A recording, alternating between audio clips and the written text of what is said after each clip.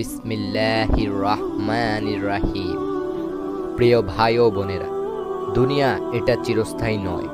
এখানে আমরা মেহমান, অস্থায়ী যাত্রী। আল্লাহ তাআলা কুরআনে বলেছেন, প্রত্যেক প্রাণীকেই মৃত্যুর স্বাদ আস্বাদন করতে হবে। আমরা দুনিয়ার পিছনে ছুটছি, কিন্তু জানি না কখন মৃত্যু আসবে।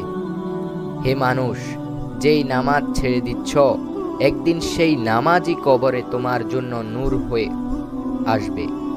যে কুরআন তুমি পড়ো না, একদিন সেই কুরআন তোমার জন্য সুপারিশ করবে।